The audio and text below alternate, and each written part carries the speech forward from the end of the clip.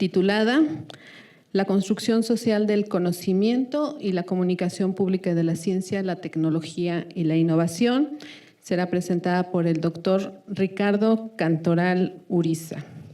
Voy a comentarles un poco acerca de la trayectoria del doctor Cantoral. El profesor Ricardo Cantoral nació en la Ciudad de México, es investigador titular 3D en el CINVESTAB del Instituto Politécnico Nacional. El CINVESTAB es el Centro de Investigación y Estudios Avanzados. Fue jefe del Departamento de Matemática Educativa hasta diciembre del año pasado. Actualmente es investigador nacional del Sistema Nacional de Investigadores del CONACYT y fue el primer matemático educativo en ingresar a la Academia Mexicana de Ciencias.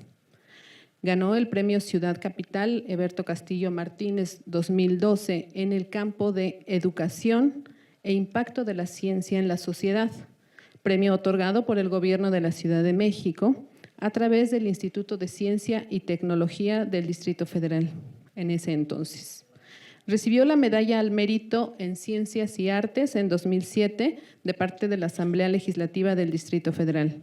Fue acreedor en el año 2000 a la beca Guggenheim. Asimismo, el doctor Cantoral se graduó como doctor en ciencia en la especialidad de matemática educativa por el CINVESTAB y realizó una estancia postdoctoral en la Universidad de París, en Francia. El doctor Cantoral fundó un campo de investigación sobre los procesos de construcción social del conocimiento matemático avanzado y de su difusión institucional, que se ha acuñado como teoría socioepistemológica de la matemática educativa. Cabe señalar que antes de sus trabajos, las investigaciones en matemática educativa ignoraban las dimensiones sociales y culturales del aprendizaje humano en el campo de las matemáticas avanzadas. Su contribución al campo radica en este sentido sobre dos grandes avenidas. La teórica metodológica, que significa la apertura de un campo para las ciencias sociales en el ámbito educativo de las ideas matemáticas, y la de impacto social, donde su empleo para vertebrar cambios en la educación mexicana contemporánea de millones de jóvenes estudiantes y de sus profesores, tanto a nivel básico como en el superior. Publicó más de 140 artículos de investigación en temas de su especialidad, así como 25 escritos de difusión. Es coautor de 14 libros especializados en su campo y de 15 libros de texto. Sus resultados en la investigación permitieron modificar al Sistema Nacional de Formación de Profesores en México, así como las orientaciones didácticas para el Magisterio Nacional de la Educación Básica, Primaria y Secundaria, que utiliza la Secretaría de Educación Pública desde el año 2011. Gracias a sus investigaciones, se apoyó la formulación del programa de Niños Talento en el Gobierno de la Ciudad de México, al colocar a las matemáticas y a las ciencias en contextos de construcción social altamente innovadores. Le damos la bienvenida al doctor Ricardo Cantoral.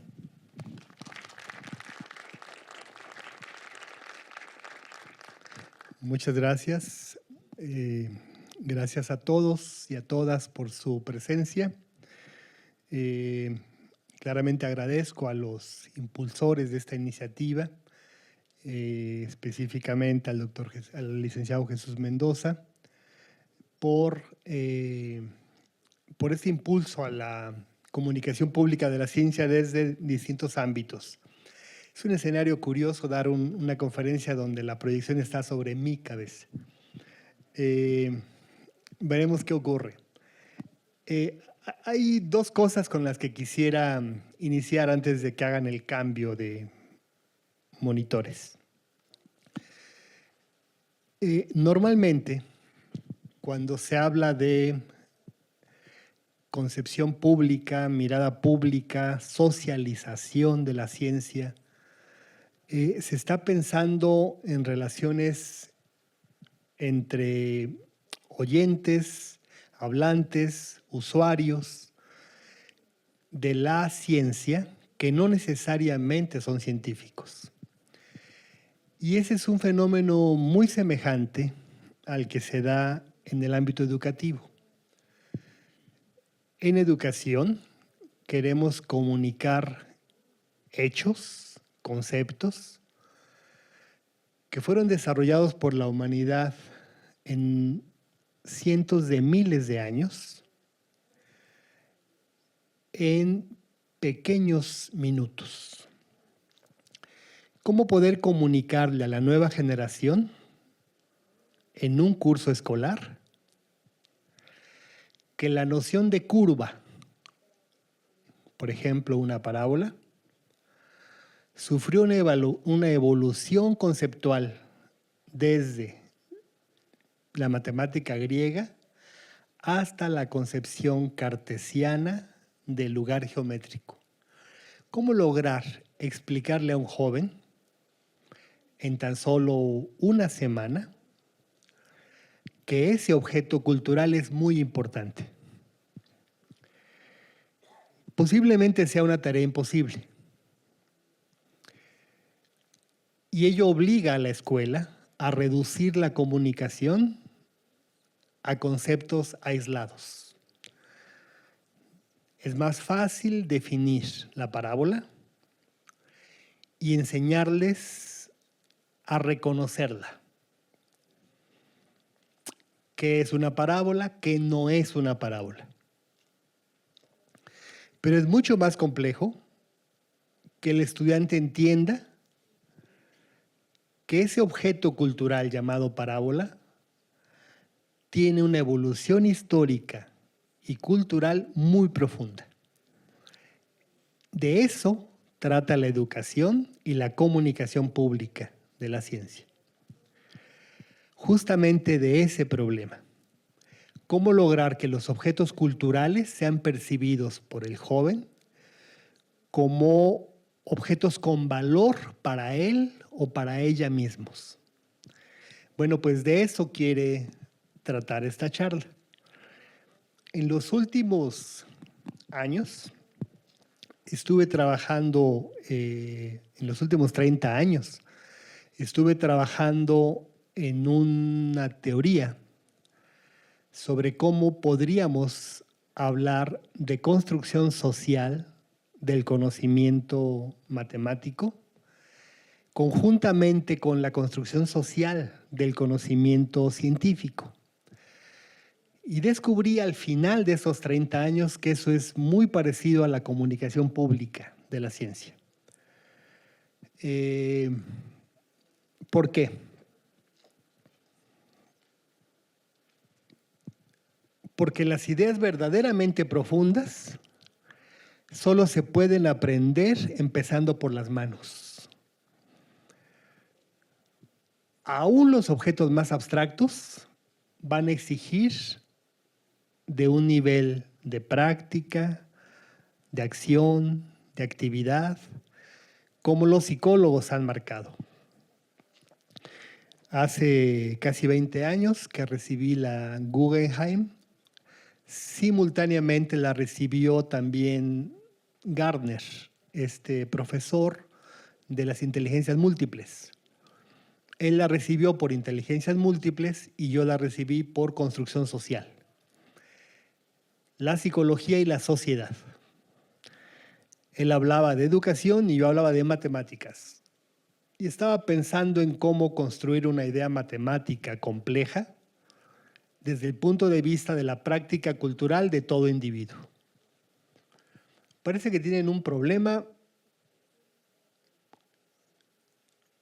con el cambio, pero voy a darles un dato más en esta lógica.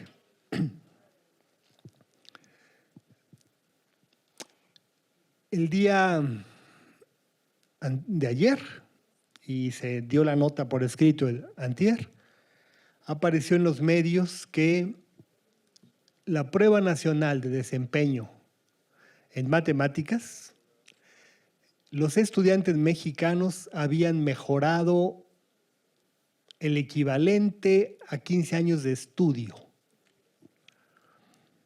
Pero los medios no hicieron demasiado ruido con la noticia. Porque, bueno, nos gusta más la tragedia y hacemos más noticias cuando perdemos el partido que cuando ganamos el partido. ¿Qué ocurrió? ¿Por qué se logró eso? ¿Por qué los jóvenes pudieron hacer eso?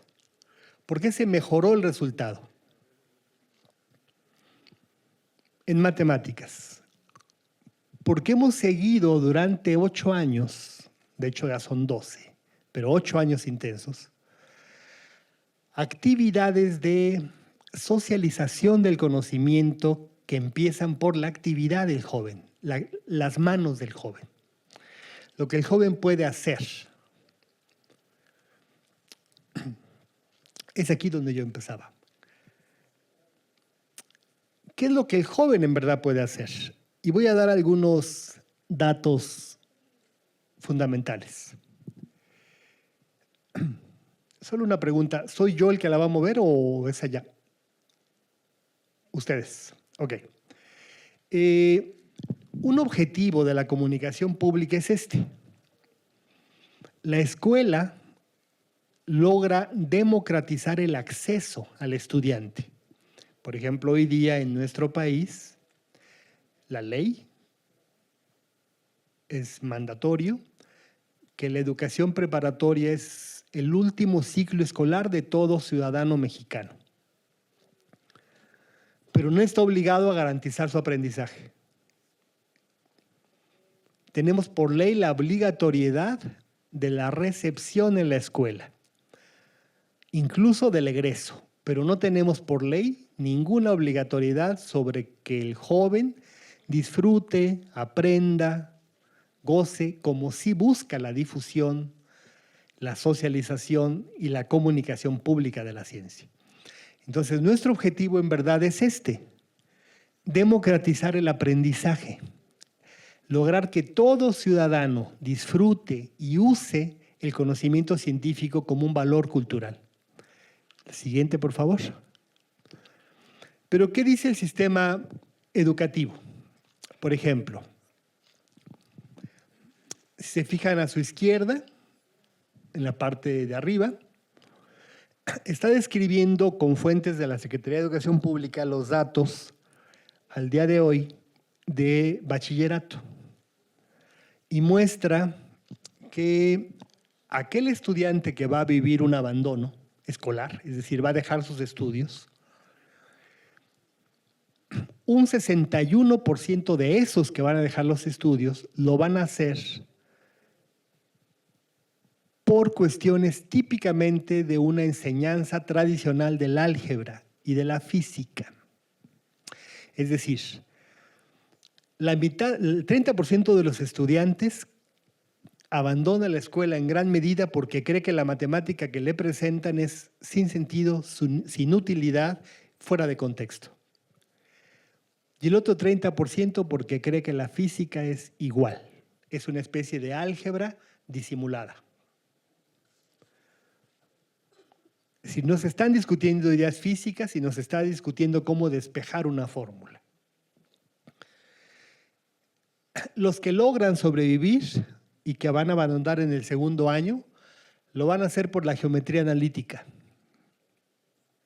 el 26% de ellos. Y finalmente los últimos, ya menos, lo harán por cálculo.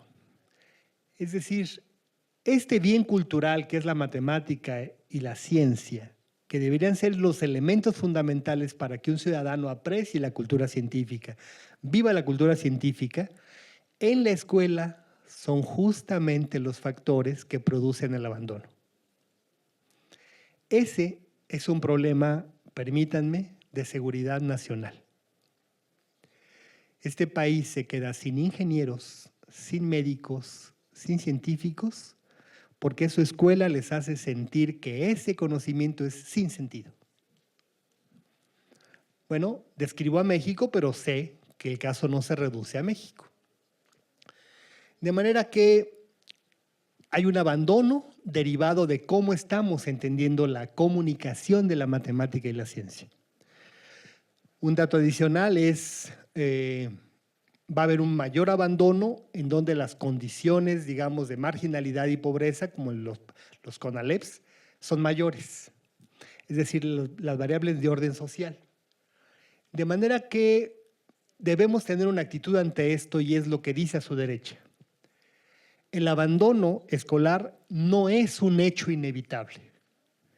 Sí podemos tomar acciones para lograrlo y la comunicación pública es una de esas acciones. La siguiente, por favor.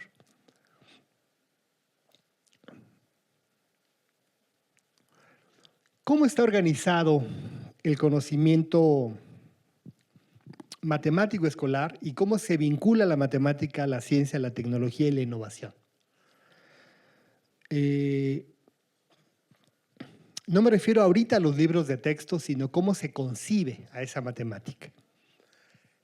Por ejemplo, todo discurso escolar matemático y todo discurso matemático va a descansar en el principio lógico del tercero excluido. El principio del tercero excluido alude que dada una proposición, o esta es verdadera o es falsa. Es la primera opción verdadera, la segunda opción es falsa y no hay tercera opción. O sea, la tercera opción está excluida.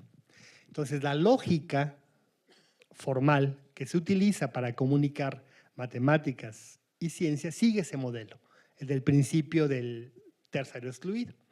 ¿Cómo se expresa eso en los contenidos y en los conocimientos? Por ejemplo, así, una sucesión es convergente si ocurre esto, que específicamente el ejemplo que tengo ahí puesto es, quiero aproximar el área de un círculo y lo hago construyendo figuras que estén inscritas o circunscritas a ese círculo y de las cuales yo conozca el área. Por ejemplo, inscribo un pentágono, calculo su área y digo, bueno, el área del círculo es como el área del pentágono o el hexágono, lo que use. Duplico el número de lados, el siguiente paso, y digo, ahora estoy más cerca del valor del área.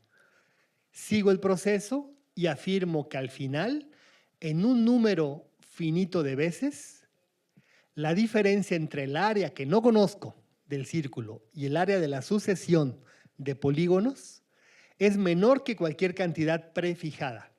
Esa es la definición formal matemática de límite.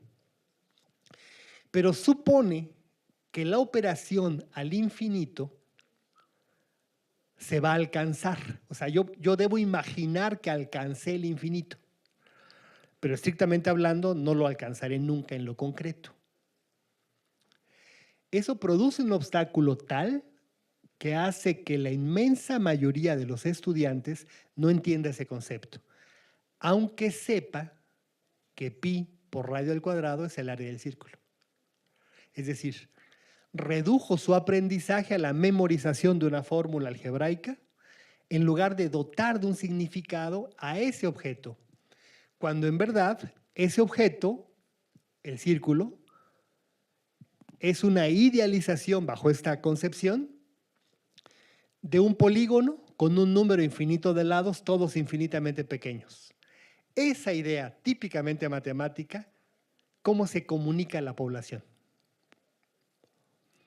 Es distinto decir que el círculo es como la luna. Aquí el tema es decir que el círculo tiene una propiedad. Y su propiedad es que tiene un área. La siguiente, por favor.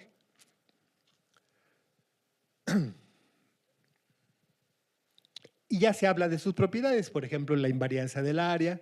Si yo desplazo el círculo, el área es la misma.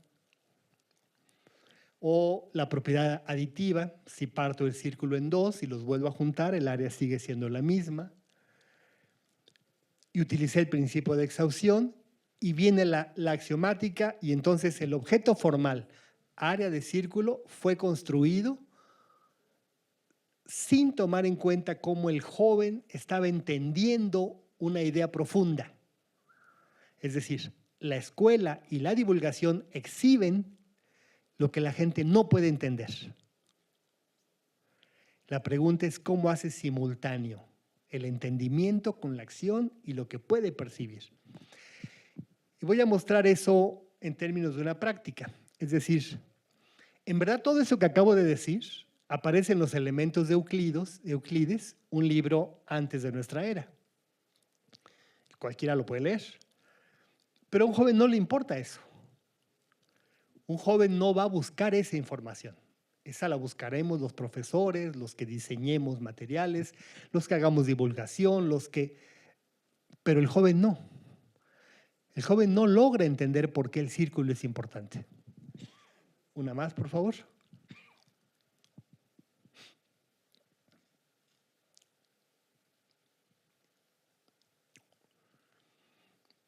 Aquí empiezo a hablar de ideas que para el joven pueden ser mucho más cercanas. Y voy a intentar vincularlas con el otro problema. El primero que he descrito, el problema abstracto de hablar de lo que es un área. Tengo un principio que puedo percibir a partir de la imagen. Pongo en un conducto un sistema de hélice que hace que si yo coloco dentro una bolita, el propio giro del eje central permite que la bolita suba. Eso lo puedo hacer en concreto, con material concreto, y puedo lograr, como hicieron en la Grecia antigua, ese es un diseño de Arquímedes, que donde hay agua en el fondo, mediante el giro, subirla a la superficie de la Tierra, con un giro. Y eso se sigue usando en los ranchos, en las rancherías, en los sistemas. Se puede sofisticar el método, pero es la misma idea. Bueno, esto que acabo de decir empieza por las manos, por la acción. Es el cuerpo, es la percepción lo que se pone en movimiento. Una más, por favor. Esto se lleva a nivel de pensamiento metafórico. La matemática y la ciencia se apoyan fundamentalmente en la metáfora, igual que la poesía. Es la metáfora la que nos permite entender. Esa idea de que es la metáfora la que permite entender es la que podríamos explotar, en nuestro caso en educación, o en difusión, o en socialización. El papel de la metáfora, la que le da el significado, caras y rostros nuevos. ¿Qué aparece en esa imagen? Es una imagen mítica, una fuerza superior diciendo: denme un punto de apoyo y mover el mundo. ¿Cómo? Simplemente ampliando el brazo de palanca. Eso sirve en la práctica, como pueden ver a su derecha, para construir navíos. Es decir, se construye un navío y con un sistema de palancas se traslada de un lugar a otro. Es decir, la palanca está presente cuando yo camino, es la que me permite equilibrarme. Si tuviera un brazo mucho más largo que el otro, caminaría de ladito. Tengo esas características fisiológicas que me hacen ser simétrico, mi centro de masa está a la mitad. Es decir, esas propiedades que normalmente no se explicitan, es fundamental hacerlas visibles para que el joven perciba este tránsito entre la cultura y el conocimiento científico. Una más, por favor. Esta idea de la palanca práctica llevó, por ejemplo, a hacer propuestas de construcción de navíos, de sistemas de protección del fuerte, de tal forma que si un navío enemigo se acercaba lo suficiente, mediante una palanca se sujetaba o de la proa o de la popa y se giraba, porque la palanca lo permitía, y hundía el barco. O mediante cosas de refracción, vamos a defendernos a partir de que todos hagamos coincidir los rayos del sol contra los navíos enemigos y los incendiaremos. Es decir, ideas simples, míticas o no, son perceptibles por el ciudadano. Una más, por favor. Pues eso justamente es lo que estuvo detrás de Arquímedes para calcular el área del círculo. Él lo escribió después sobre la base de la exhaustión, lo que dije al principio, pero la idea primera era metafórica. Y voy a intentar mostrar cómo La metáfora está presente en diferentes escenarios. Este es un diagrama de Faraday, el que aparece arriba a su izquierda. Circuitos eléctricos produciendo campos magnéticos. La idea de un giro. Esta misma idea, Faraday no sabía matemáticas, no había ido a la escuela y trabajaba como librero, digamos, empastaba libros, cuadernos y leía los libros que le llegaban a la mano y era muy bueno diseñando experimentos. Diseñó experimentos que mandaba a sus conocidos en Europa, en donde de alguna manera anticipa las leyes de Maxwell, solo experimental y metafóricamente. Maxwell matematiza esas ideas y nace una teoría. Esta misma idea de circularidad va a aparecer en Newton, derivado de Galileo, con este concepto de yo tiro hacia arriba de mí, cae sobre mí la piedra, la tiro un poco más lejos y cae como es un tiro parabólico, pero estrictamente hablando, si la tiro muy fuerte, cae y en verdad es una elipse. Esta idea de circularidad es la misma que utiliza Harvey en este diagrama donde se ven los brazos. Harvey es el padre de la angeología, que es el primero que explica que el sistema cardiovascular, el sistema del torrente sanguíneo, tiene un ciclo. O sea, el sistema cardiovascular produce ciclos y él sostiene que el corazón es el equivalente al Sol.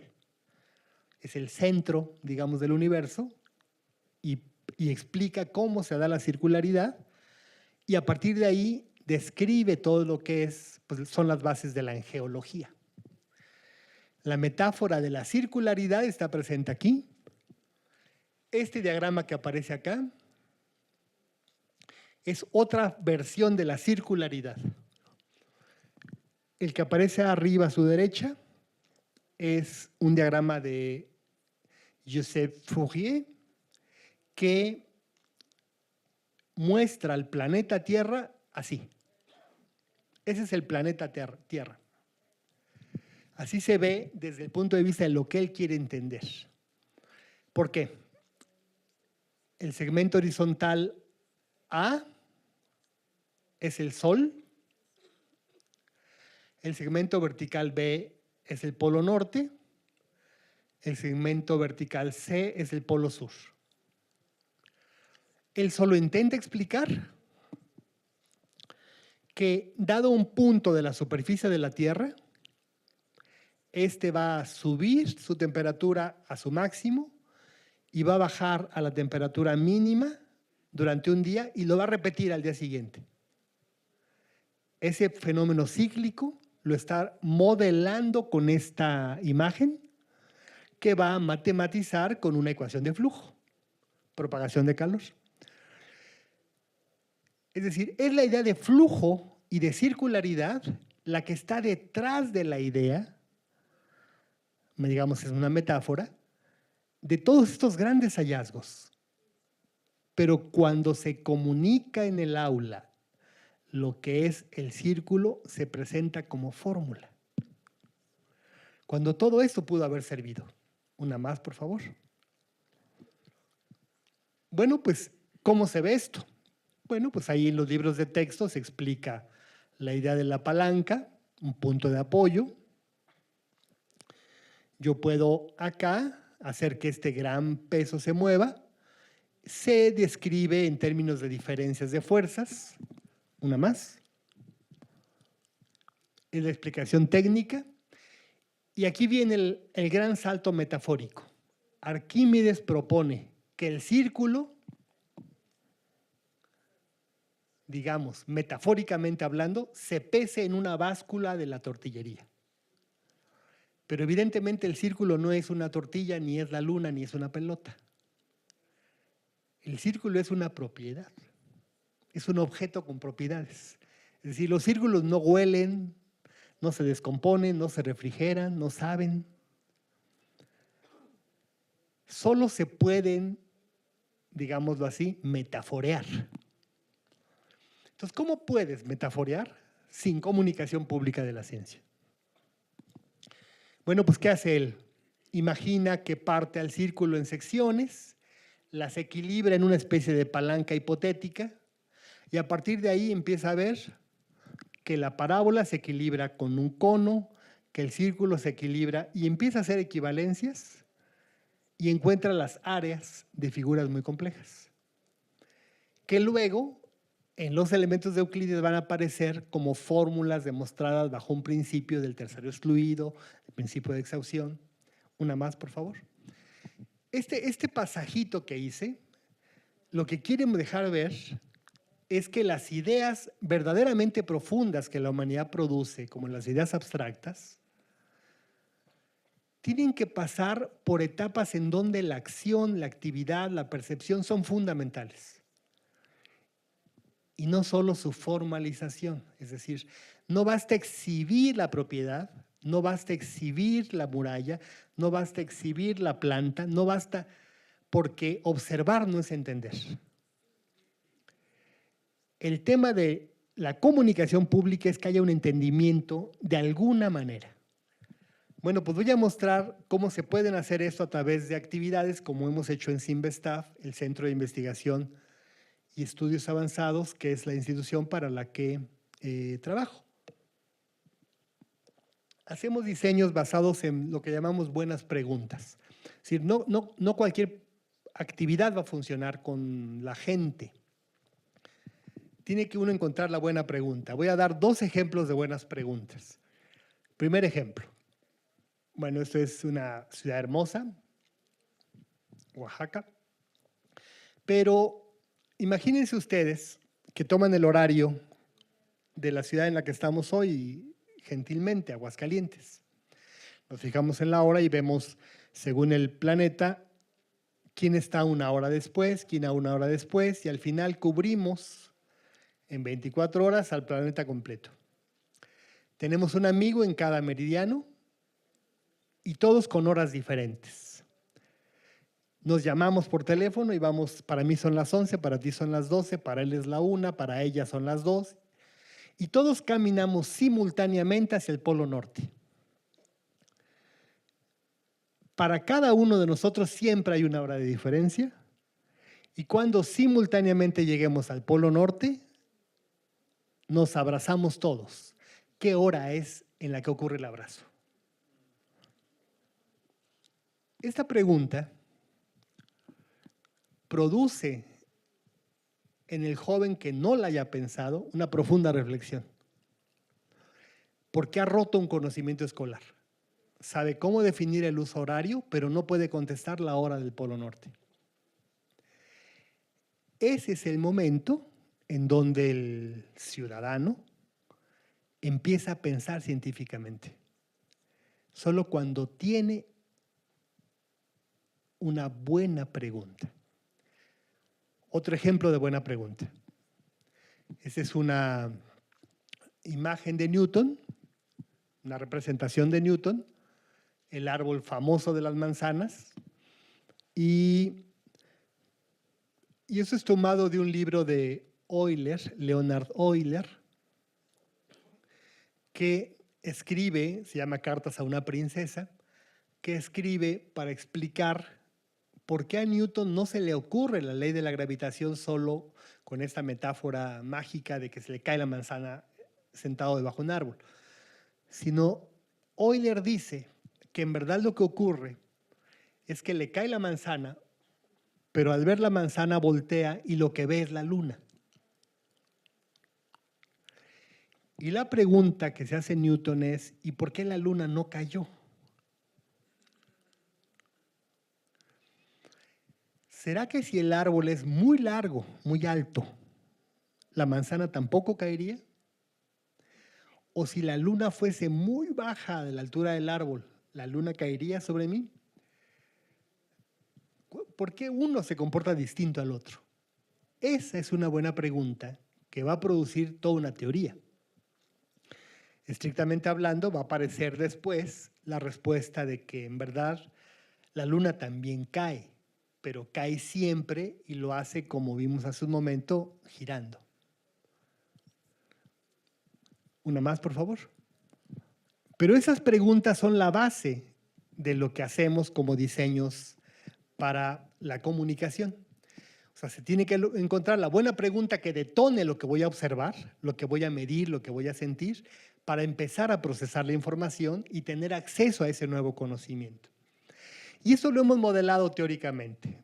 No me detendré en esto, pero hemos encontrado que hay tres cosas que hay que comunicar con mucha fuerza, que hay procesos de constantificación, es decir, saber elegir las variaciones y los órdenes de variación de los fenómenos que estudie, que hay procesos hereditarios que hay que saber comunicar y que hay prácticas sociales específicamente de predicción y anticipación, o circularidad en este caso que mostré, que tendrían que estar en el centro de la comunicación de la ciencia, más que el concepto en sí mismo, el concepto científico en sí mismo. Una más, por favor.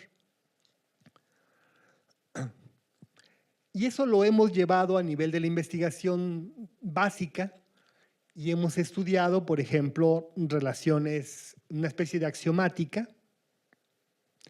Es una axiomática del cambio. Estas son construcciones, digamos, mías, que permiten probar cómo el pensamiento humano está dotado para entender la variación hasta un cierto orden. Voy a dar un ejemplo.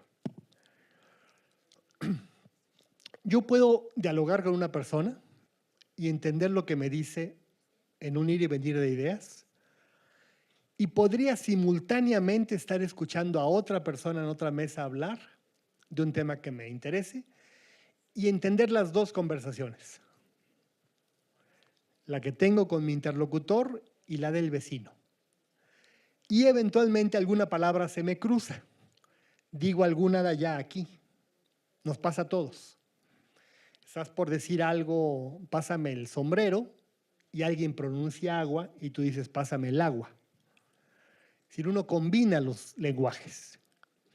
Pero si tienes dos adicionales a tu interlocutor, tu dificultad de entendimiento baja brutalmente. O sea, podemos entender variaciones hasta el orden 3 con facilidad y de orden 4 ya no. No en balde las leyes de la física clásica exigen de variaciones de orden 2. Entonces la pregunta es, ¿cómo comunico a un niño de 6 años, 7 años, 8 años variaciones de orden superior? Es un problema. Bueno, pues la lengua lo hace, el lenguaje natural lo hace. Observen cómo hablamos de los estados de temperatura de una bebida, por ejemplo, el café, el té, el agua. Es frío, tibio y caliente. Tomamos 3 estados. Y damos verbos para pasar de uno al otro, calentar, enfriar. Pero no tenemos palabras para hablar de lo que sigue de caliente. Solo diríamos un calificativo, muy caliente. Es decir, la lengua natural, a partir de la vida del hombre en sociedad, la especie humana, ha logrado construir un lenguaje que habla de variación hasta el orden 2. Bueno, pues eso parece ser importante en términos de la comunicación. Es decir, si quiero lograr que la gente entienda la matemática y la ciencia que la humanidad construyó, tengo que utilizar un lenguaje que pueda vertebrar su entendimiento. Y no solo mostrarle el hecho que hoy tengo.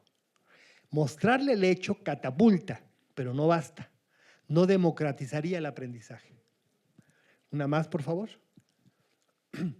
En el caso de velocidad, en el caso de la física, pues tenemos velocidad, aceleración, posición, velocidad y aceleración, pero no tenemos palabra para el siguiente.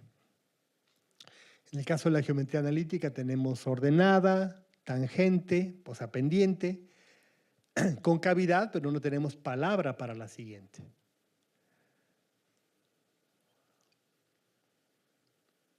O sea, podemos hablar del cambio, que es lo que nos caracteriza, pero utilizando solo un sistema de 3 posiciones y sus variaciones. Esto parece ser una característica del pensamiento humano que hemos usado para vertebrar sistemas de comunicación en el ámbito educativo. Una más, por favor. ¿Cómo siguen las currículas usuales o los museos usuales? Parten del hecho conocido, del resultado actual, y se hace una regresión de qué conceptos necesito para entender lo más reciente. Entonces, la currícula se organiza así. Si voy a estudiar un concepto matemático, por ejemplo, el concepto de función, pues antes debo estudiar el concepto de variable y antes el de número, y así construyo una secuencia escolar. ¿Cómo comunico en ciencia? Pues muy parecido. Tomo la noción más potente, veo cuáles partes la componen, hago que experimente para verificar esas ideas, pero al final yo tengo ese objetivo. Pero el pensamiento humano no opera así. Esa lógica regresiva no funciona a nivel del pensamiento. El pensamiento humano opera a partir, primero, de percepción, de intuición, de heurísticas, de ensayos, y construye significado a partir de la práctica. Los tiempos escolares no dan para lograrlo, los tiempos en los museos tampoco dan para lograrlo, por lo tanto, se tiene que pensar estrategias compartidas. La difusión y la educación deben ir esencialmente de la mano. Si no, no lograríamos los objetivos. Una más, por favor. Eso se puede lograr mediante una acción concreta, descentrar el objeto. ¿Qué significa esto? Si yo quiero presentar un concepto, el concepto de fuerza, el concepto de velocidad, el concepto de materia, el concepto de pendiente, el concepto de derivada, lo peor que puedo hacer es presentarlo. Los conceptos no se pueden aprender si yo los enseño. Se pueden aprender si el otro los construye. Es decir, estrictamente hablando, la enseñanza no basta para comunicar lo que la humanidad sabe. Se requiere de otra parte, lo que la humanidad puede hacer, que es aprender. Y eso exige de la acción, la actividad. Y la descentración del objeto, una más, es justamente poner la atención en las prácticas que acompañan al objeto. Me voy a permitir mostrar esto con una secuencia de 3 imágenes de cómo evoluciona la didáctica de un concepto. Tomo este libro de 1696, escrito por el marqués L'Hôpital, en Francia, que es la primera versión famosa de un libro de texto de cálculo. En verdad, el primer libro de texto de cálculo fue escrito por una mujer, pero en las sociedades patriarcales eso se suele ocultar. Se llamaba María de Agnesi.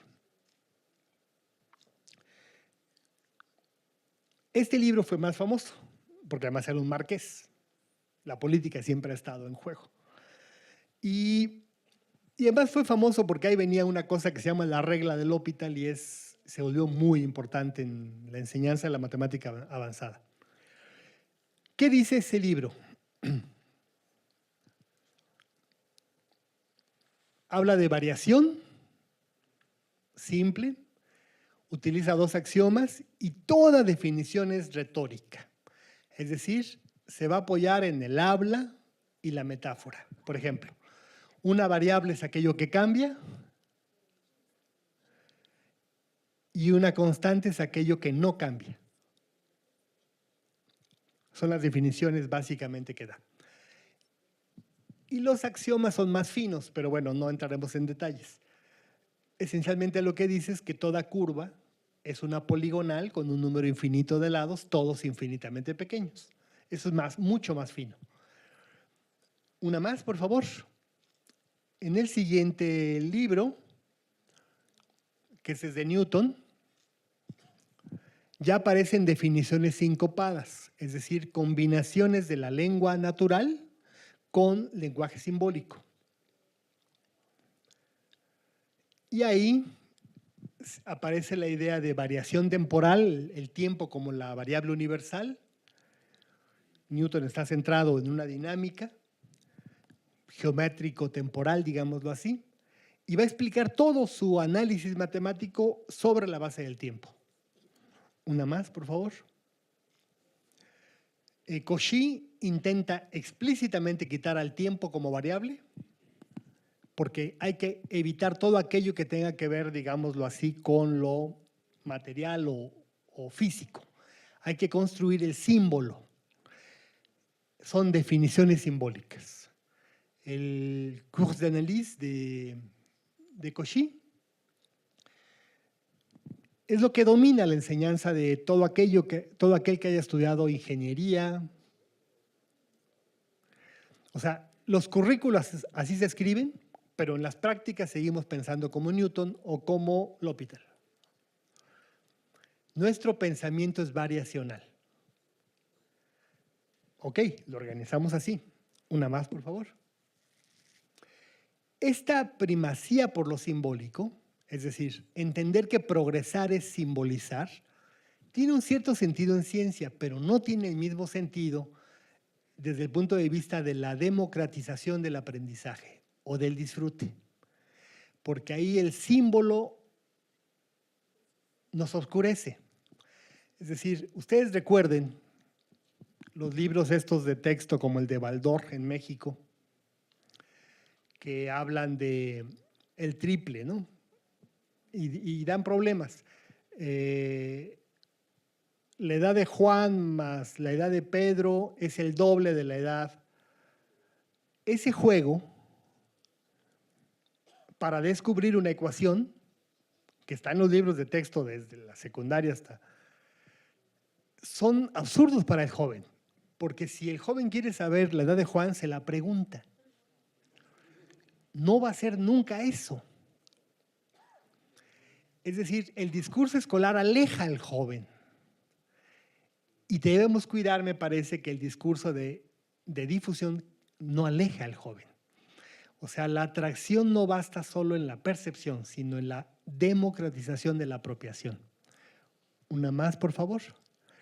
Las revistas científicas han ido documentando esto y recientemente en el último congreso en Hamburgo, que se presentaron en nuestro campo las teorías emergentes más importantes, se presentaron las teorías en Israel, en Japón, en Francia y la nuestra, latinoamericana, que pone el énfasis mucho más en la construcción social del conocimiento. Ahora, ¿qué es eso? Intentemos verlo con ejemplos. Una más, por favor.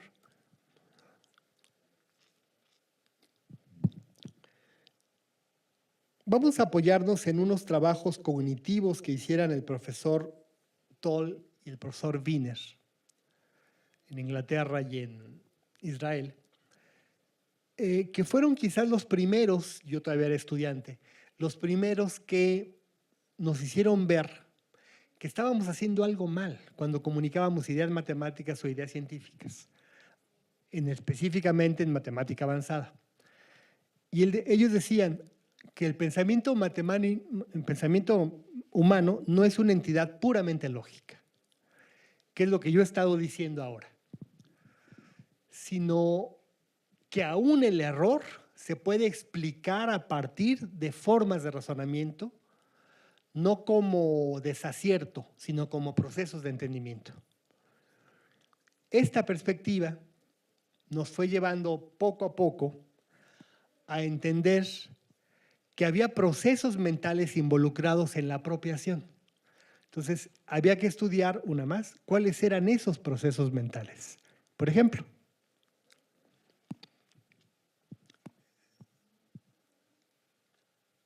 nadie puede ver lo que no puede entender. Salvo que haya un médico especialista aquí, ninguno sabríamos si lo que está viendo ahí es una persona sana o enferma. Aunque todos sepamos que es una radiografía.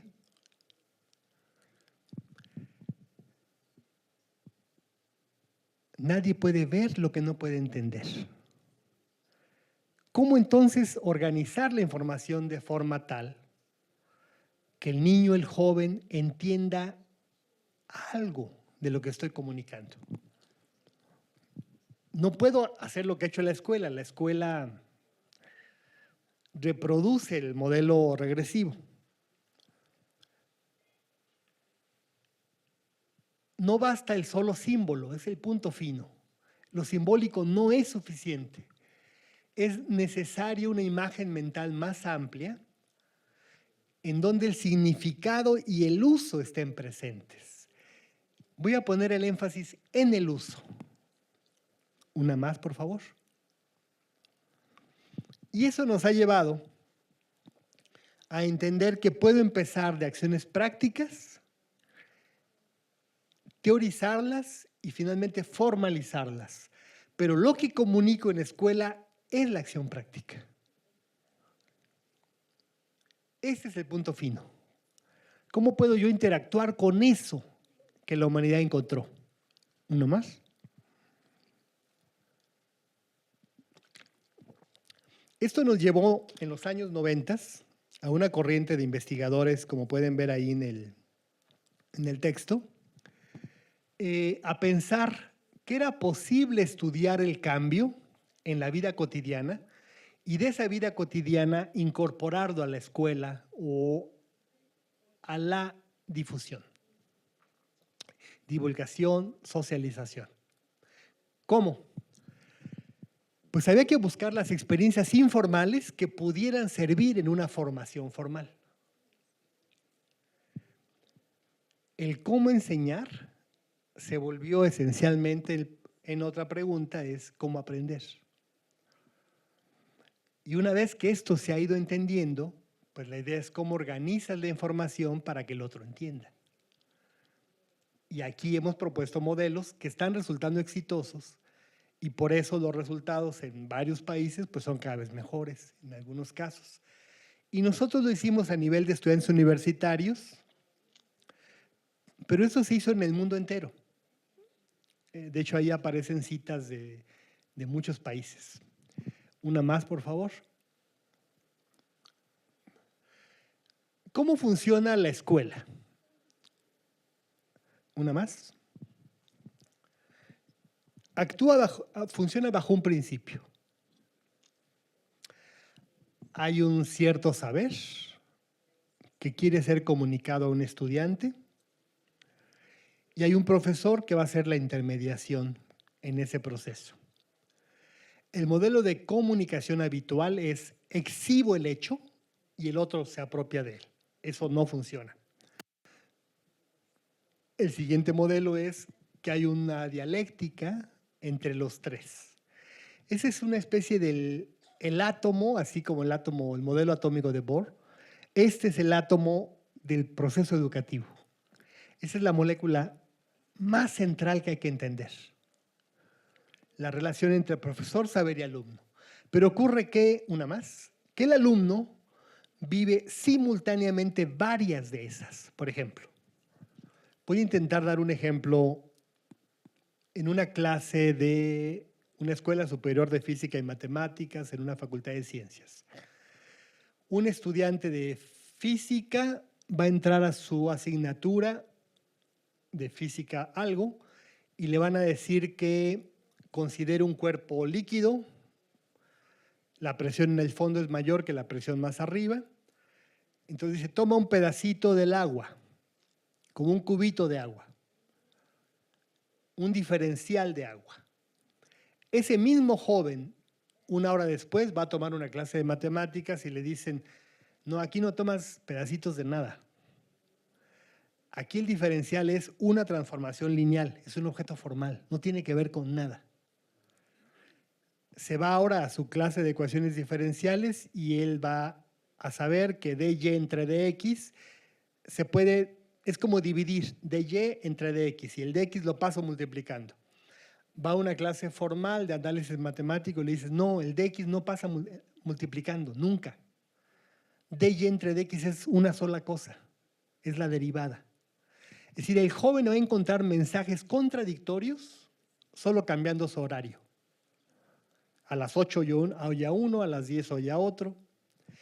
Y es así como va a marcar su vocación. ¿Cuál de esos mensajes es más sensato? La humanidad tiene de todos. Bueno, pues un joven más pequeño en secundaria le pasa un poco lo mismo. En una clase va a discutir los derechos de la infancia, la necesidad de la lógica como forma de argumentación, y pasa a otra donde le dicen la velocidad es igual a la distancia entre tiempo, quiera usted o no. Es decir, el sistema como tal es contradictorio. Y no busca articulación, porque además uno conoce el sistema y no se comunican los profesores, si acaso por asignatura. Pero una más, pero en verdad el entendimiento humano opera así. Se basa en estos dos, pero empieza con una actividad muy simple. Por ejemplo, el joven puede, con una botella de agua, el niño puede llenar con una botella de agua un vaso y se le va a derramar. En su progreso intelectual va a poder descubrir que el volumen del agua es un invariante, que lo puede pasar a diferentes tipos de recipientes y el volumen es el mismo. Le sacia igual. Más adelante va a descubrir que el volumen es una propiedad de los cuerpos. Más adelante va a descubrir que se pueden calcular mediante integrales triples o dobles, o por integración con rotación. Es decir, la noción de volumen se construye primero bebiendo y después simbolizando. Y la escuela ha creído siempre que hay que hacerlo al revés. Simboliza muy pronto, si acaso deja actuar en preescolar y primaria en los primeros 2 ciclos, pero no deja actuar mucho ya en bachillerato, ya no. Bueno, pues eso es lo que hemos ido cambiando, así que el profesor acepte que la experimentación, el descubrimiento, la vivencialidad son parte del conocimiento. Y es difícil lograr que lo acepten. Una más, por favor. Pero por fortuna los profesores siempre están dispuestos a hacerlo. ¿Cómo son entonces las reformas educativas en México y en el mundo? Primero se centraron en temas, pues porque era lo más simple, reproducir lo que sabíamos aritmética, era casi el quadrivium. Álgebra, geometría, trigonometría. Después se modificó a ejes en los años 90, finales de los 90, sentido numérico, pensamiento algebraico. Hoy se tienen modelos basados en competencias que son capacidades para analizar, razonar, comunicar, y estamos yendo hacia un modelo centrado en prácticas. Una más, por favor. Este modelo en prácticas es donde yo creo, y de hecho es un llamado de auxilio que lanzo en este planetario, que no vamos a poderlo hacer sin planetarios, sin divulgadores, sin comunicación pública de la ciencia. Es decir, la educación no se va a poder transformar sin ustedes. Si lo dejamos solo a lo que ocurre en el aula, vamos a reproducir el aula. Necesitamos salir. Hay que pensar más articuladamente. Escuchaba en la inauguración, me impresionó, que estuvo cerrado esto unos años. Pues sospecho, digamos, pero no entiendo en el fondo. Pero eso desde el punto de vista del desarrollo educativo es suicidio. Es parte de la construcción de significado de este tipo de experiencias. Una más, por favor. Y aquí debemos hacer alianzas. Otra más, por favor. ¿Qué hemos hecho? Pensar que el conocimiento tiene dimensiones, que vive en la vida cotidiana de los pueblos, que la herbolaria tiene sentido, que los objetos matemáticos empiezan por la antropometría, mi pie, mi mano, mi ombligo, mi cuerpo, mi cabeza, mi estatura, mi cintura, que se simbolizan y se abstraen, sí, pero primero empezaron por mí. Entonces debo empezar primero a nivel de acción, que es la interacción directa sobre el medio, del sujeto sobre el medio. Luego actividades que son mediaciones culturales, es decir, es la sociedad la que se encarga de mediar. Digámoslo así, el niño descubre el pezón de la madre por exploración, por una necesidad de tipo fisiológico. Es una acción. Pero va a descubrir el biberón como una actividad que la cultura le da. La mamila, que suple la función primera de la acción, que organiza la acción y le permite evolucionar, hasta que él pueda valerse por sí mismo y conseguir sus propios alimentos. En ese mismo proceso nutricional, él desarrolla la idea de círculo, la idea de fuerza, la idea de espacio, la idea de sistema de referencia, en ese mismo proceso. Por tanto, no se podría hablar de esto sin prácticas sociales o prácticas de referencia, como vamos a mostrar a continuación. Una más, por favor. Este es un ejemplo trigonométrico en donde profesores mexicanos de diferentes estados, ahí hay alguien de Zacatecas, por ejemplo, y alguien del DF, están intentando medir posiciones, pero sin instrumentos. La posición de algo que se les dijo, cuál es la posición de aquel reflector. Pero no tengo instrumentos. Entonces, la construcción del instrumento y del artefacto exige del conocimiento. Y mi disposición fisiológica me pone limitaciones, es decir, mi ojo no puede estar en el 0 porque entre mi ojo y mi 100 hay una distancia. Entonces, todo eso exige de una explicación. Bueno, pues ellos mismos, una más, hacen diseños ahora basados en prácticas y nos han permitido, una más, realizar actividades en plazas públicas, en lugares en donde la drogadicción es muy fuerte, o que es la Plaza de Toros México, que la pudimos llenar con niñas y niños haciendo geometría. Todos esos niños y niñas ese día hicieron geometría y prefirieron eso que una sesión de payasos, por ejemplo. Es decir, se rompe este paradigma según el cual a los niños no les gustan las matemáticas. Claro que les gustan, lo que no les gusta es no entenderlas. En el escenario donde la acción es el punto central, todo cambia. Una más, por favor. ¿Qué se ha hecho entonces en términos prácticos? Pues esto, en lugar de definir, por ejemplo, el promedio, ellos van a medir truchas en la Marquesa, miden sus longitudes, toman muestras, hacen tablas, registros, comparten, discuten la biología del entorno, después se las comen, comparten el espacio y descubren que la mayoría de las truchas de un solo estanque miden casi lo mismo y que hay un número que las describe, todos son casi 20 y tantos centímetros. El promedio apareció como concepto que organiza, aunque nadie lo definió. La moda apareció como concepto sin que nadie, digamos, lo definiera. No estoy diciendo que todo concepto científico se pueda reducir a eso. Estoy diciendo que ese es el punto de entrada de la metáfora en el pensamiento humano. Una más, por favor. ¿Cómo se observa esto en los progresos nacionales después de este tipo de acciones? Pues miren, si tomamos acá en esta fila, dice los nombres de los países latinoamericanos que le jugaron a la prueba PISA y se evaluaron.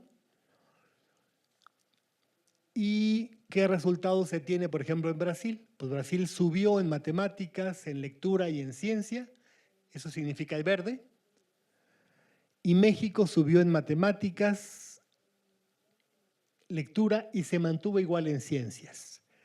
¿Cómo pudimos subir si seguimos escuchando y escuchando y escuchando que el sistema educativo es un desastre?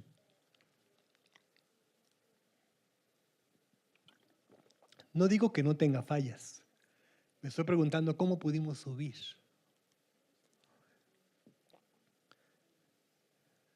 Bueno, pues gracias a la investigación y a este tipo de programas que estoy describiendo y gracias a que la cultura docente finalmente existe y defiende un espacio. Uno más, por favor.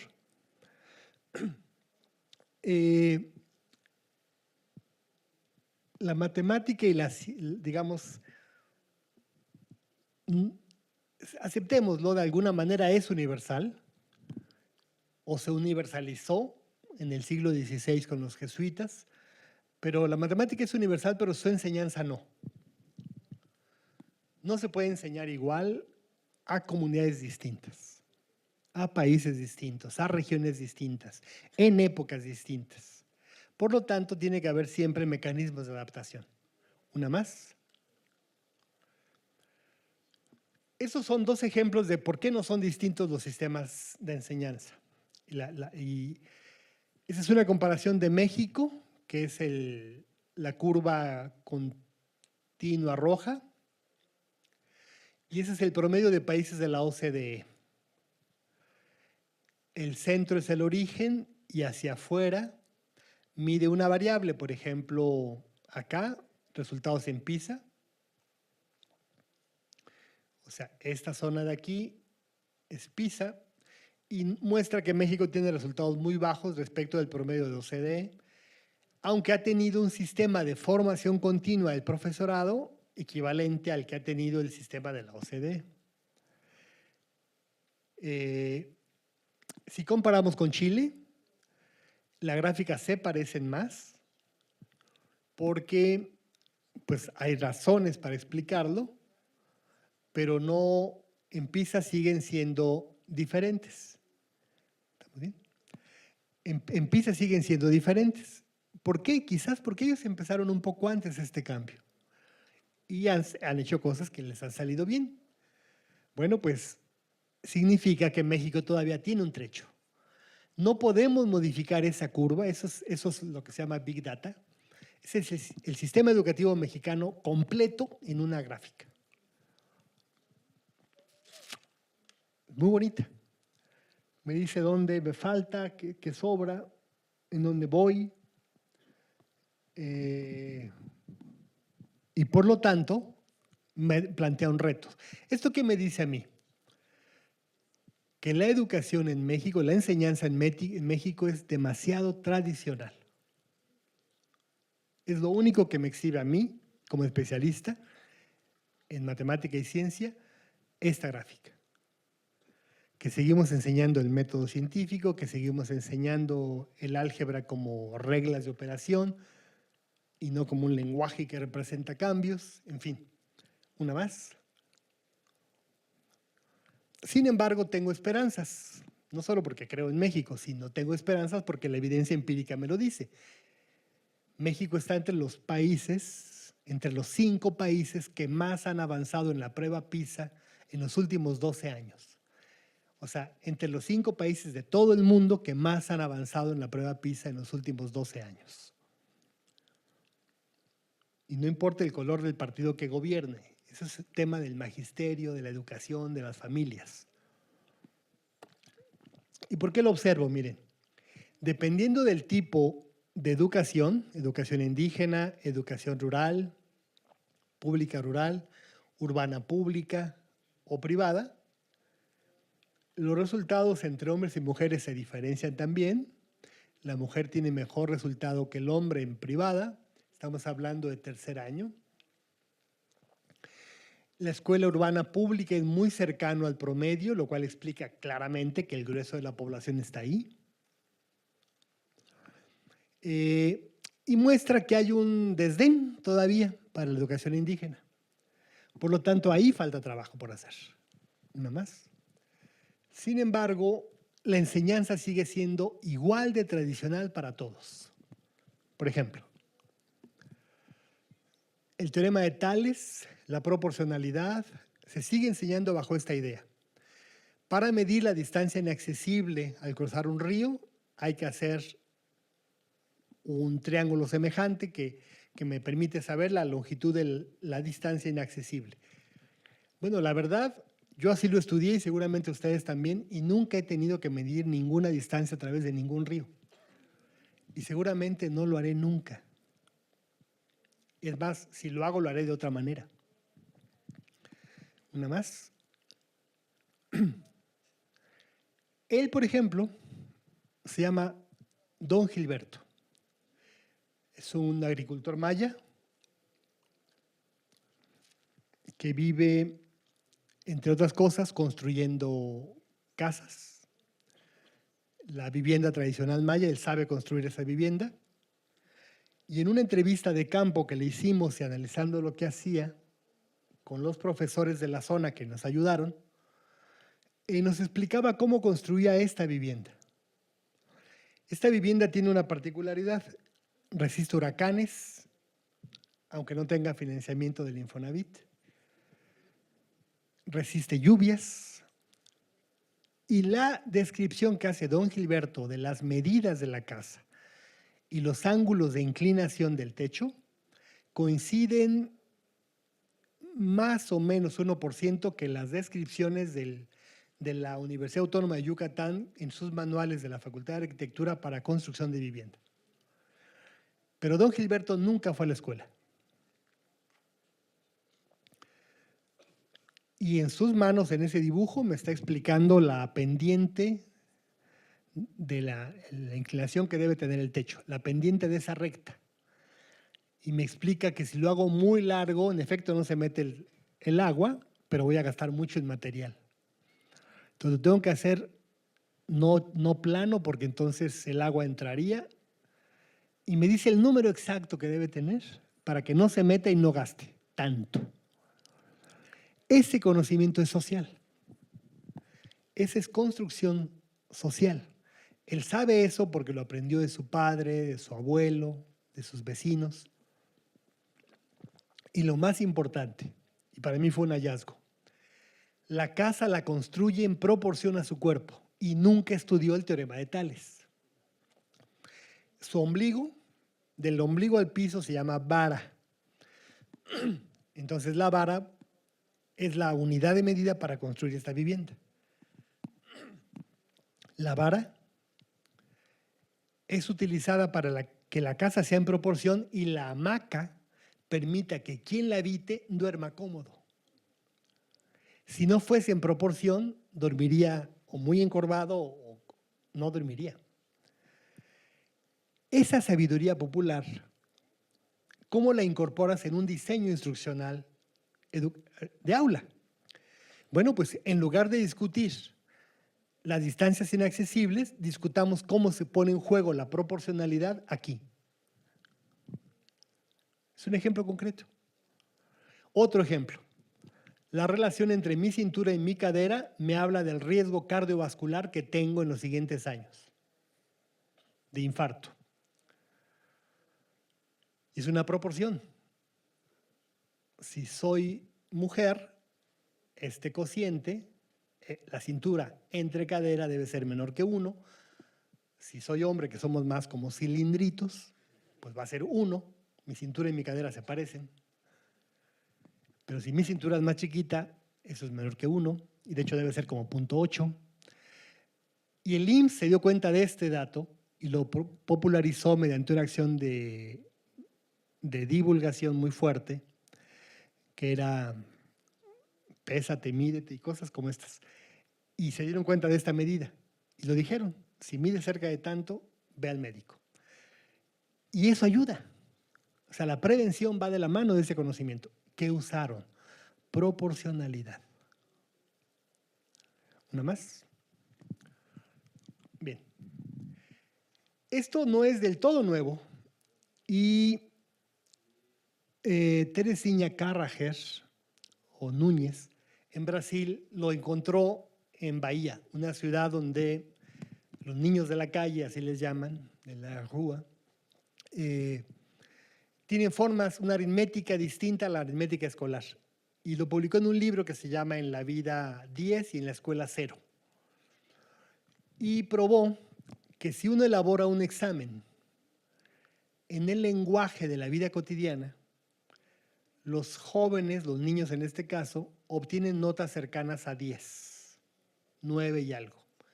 Ella está hablando de los niños, digamos, de la calle. No es un nombre hoy políticamente aceptado, pero es el nombre que ella da. Y si el mismo examen, conceptualmente, lo presentas en forma escolar, los mismos niños sacan cerca de 3 o 4. Entonces, no es el conocimiento lo que no entienden, sino es la forma en la que se está comunicando. Una más. ¿Qué proponemos? Otra, por favor. Acciones muy simples. Estudiemos cosas como estas, en la función del electrocardiograma. Cómo se lee, se construye una gráfica y se explica qué es esto, altura, qué es este mínimo, por qué se repiten. Se le dan nombres a las cosas y esto se vuelve al final una gráfica.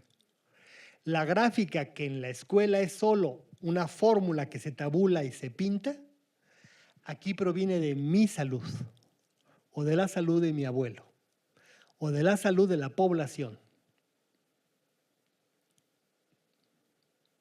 ¿Por qué usar los mismos referentes siempre? Otra más. Este ejemplo, un CONALEP de Acapulco, unos jóvenes de bachillerato están trabajando con sensores de movimiento. Ponen un sensor de movimiento aquí, camino, registra mi paso, la distancia que tengo al sensor, regreso y registra la distancia que tengo al sensor y lo pinta así. La joven pinta que el punto más lejano es donde ella da vuelta. Pues sí, tiene sentido. Si está midiendo desde aquí, cuando me doy vuelta es lo más lejos que llegué. Bueno, pues esto es lo mismo que la gente en física sabe que la velocidad es 0 en el punto máximo. Y eso es equivalente a que la recta tangente es horizontal en un máximo, y eso es equivalente a que la derivada es igual a 0 en un máximo, pero esa niña de Acapulco no sabe cálculo. Pero ya sabe que en el máximo la variación es mínima. Solo de su práctica cotidiana. Una más. Entonces, ¿qué nos pasó? Si todo era tan hermoso, la vida real, la cotidiana. Otra más, pues la fuerza de la X. Es decir, al principio de niño, una más por favor, de niño fue el color, la forma, el tamaño, el peso, y de grande todo se volvió la X. La temperatura, la edad de Pedro, el número de pasajeros, el promedio de todo se volvió X. Y la educación empieza con la X. De hecho, hasta se antoja como título de un libro, ¿no? Lo que le debemos a la X. Una más. ¿Qué proponemos como estrategias?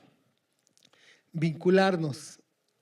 Hoy que estoy dirigiendo un programa nacional de desarrollo profesional docente con profesores de bachillerato y que observo que los resultados van mejorando, tanto en ellos como en los estudiantes, y que convivo con ellos todo el tiempo y me doy cuenta que ellos no son el problema, que ellos son parte de la solución, y percibo que hay cambios y los percibo dispuestos a innovar y explorar. Creo que es un momento en donde una alianza entre educación, divulgación, socialización o más ampliamente comunicación pública de la ciencia es fundamental. Es decir, no podemos seguir pensando la educación disjunta de la comunicación.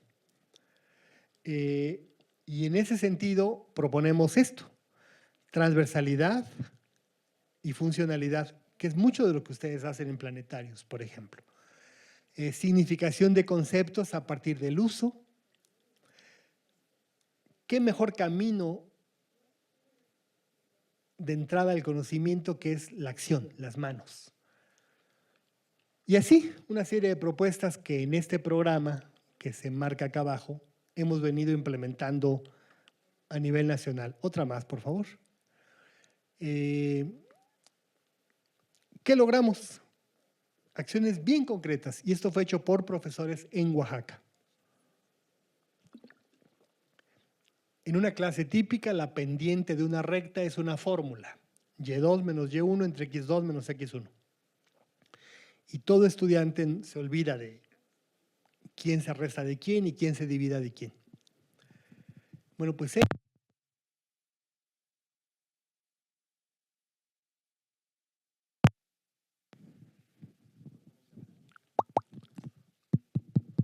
Hola. ellos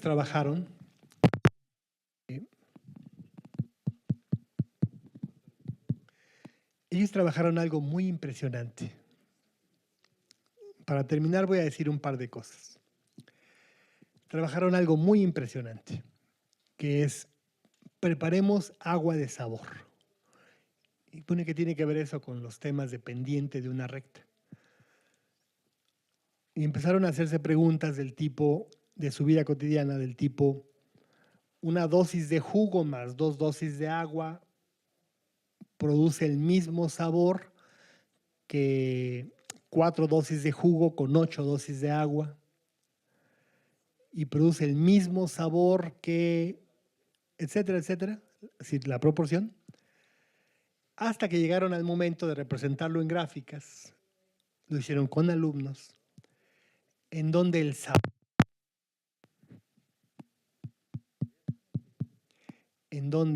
sabor era la pendiente de la recta.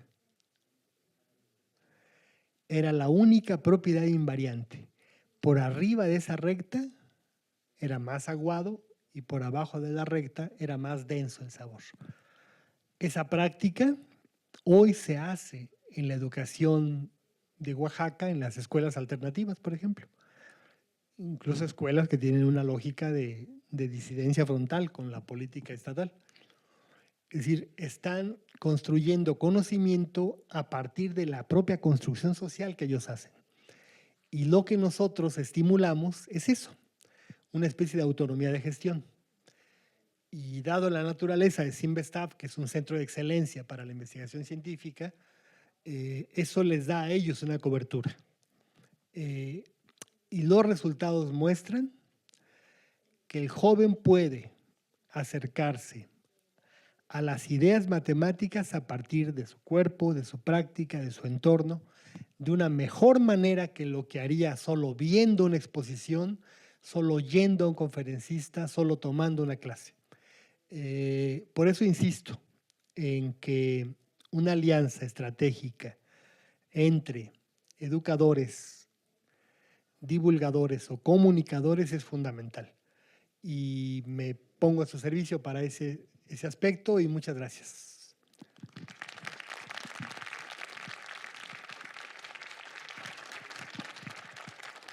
Muchas gracias, doctor, por su mensaje y esta reflexión acerca del papel que tienen los integrantes de los planetarios de ser parte de este triángulo de la educación. Tenemos tiempo para preguntas. Si alguien está interesado, por favor, te voy a acercar con el micrófono. El doctor se queda con este para responder. Su nombre e institución, por favor.